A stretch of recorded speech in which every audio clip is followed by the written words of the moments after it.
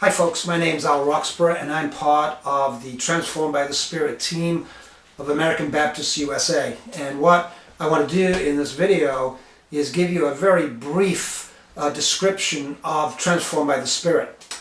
Those of you who are watching this are really involved in the second phase of Transformed by the Spirit, which is really about congregations and congregations working with regions to engage their neighbors and communities. So let me talk a little bit about what Transformed by the Spirit is all about. And it's about two things, and I'm going to write these things on the board and speak to them at this point. The first is about who you are as Baptists. So Transformed by the Spirit is really about being Baptists together.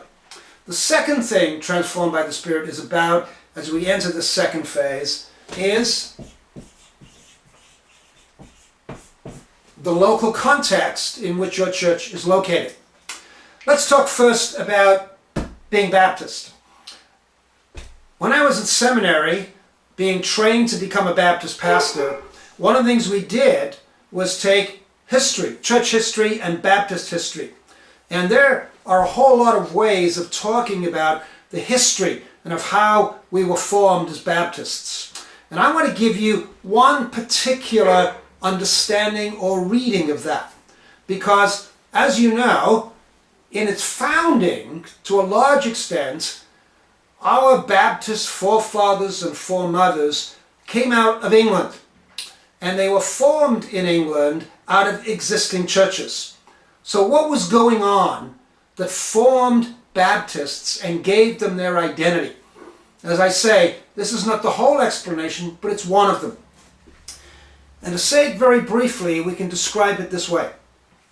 During the time of the start of the Industrial Revolution in England, where hundreds of thousands of people were being turned off the places where they lived in rural societies, where they had lived for generation after generation, when those ways of living were closed off to thousands of poor people and they were pushed into the young industrial cities of England, places like Manchester and Birmingham and Sheffield and Liverpool. And they were thrust into a whole new way of life that none of them had experienced. Basically, the beginnings of factory work with steam engines, where women and young children and men would go into these factories very early in the morning, even before dusk, and wouldn't leave again until after night had fallen. And this was a 6 and 7 day a week kind of experience in which the whole of their life was fragmented and broken apart, and they were working in horrendous conditions. There were men and women in the churches reading their Gospels, filled with a sense that Jesus was up to something about the kingdom of God, who looked at what was going on in these emerging cities and the destructiveness that was happening to people in these emerging communities, and were aware that their churches were doing nothing about it. And these ordinary men and women who became Baptists believed that following Jesus meant a whole lot more than simply going to church. But they didn't know what to do in this emerging industrial world. And so what they began to do was risk and experiment and test and try how to be God's people in these new places. And in many ways, existing churches didn't welcome that, didn't want to be a part of it. And so your Baptist forefathers and foremothers began to go out on journeys that they hadn't figured out, and they didn't know how it was all going to work out, but they knew the gospel had something to do with what was happening to people in these communities.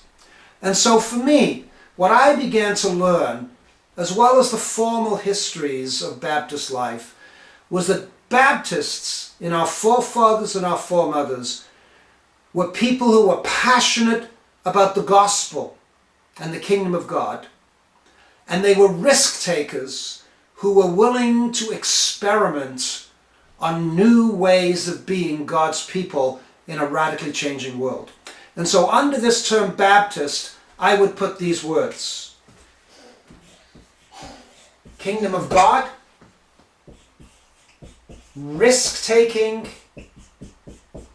experimenting.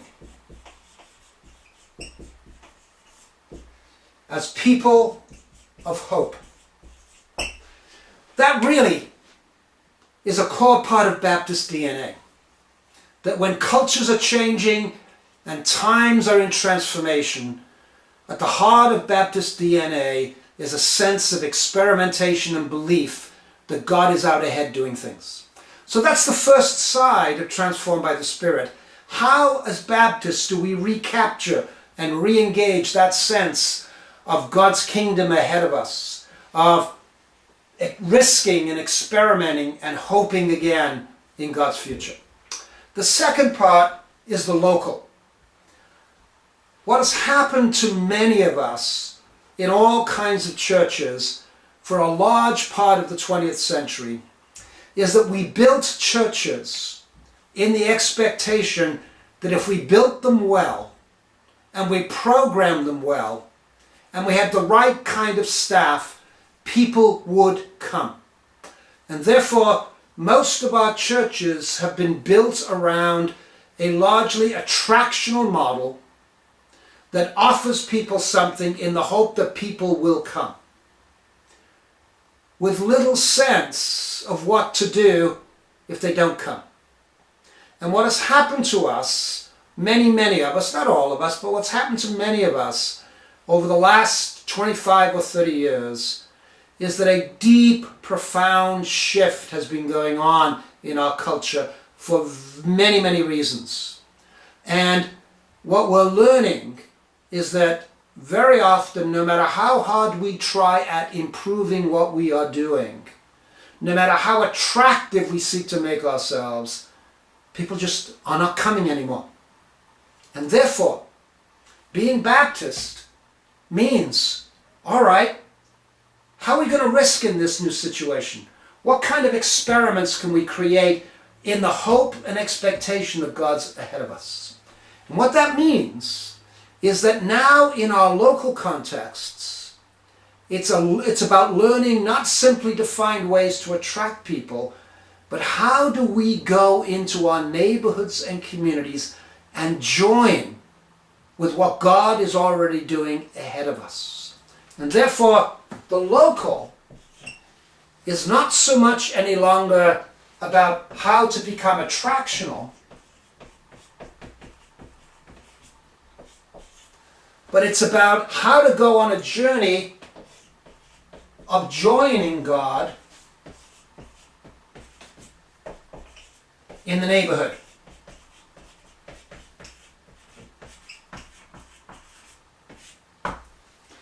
So Transformed by the Spirit, in its second part, seeks to bring together who you are as Baptists in your local contexts. Risk with engaging God in the neighborhood. Experimenting in joining with what God is up to. That's the core of what Transformed by the Spirit is about, and we are delighted that you have chosen to join with us. Thank you so much.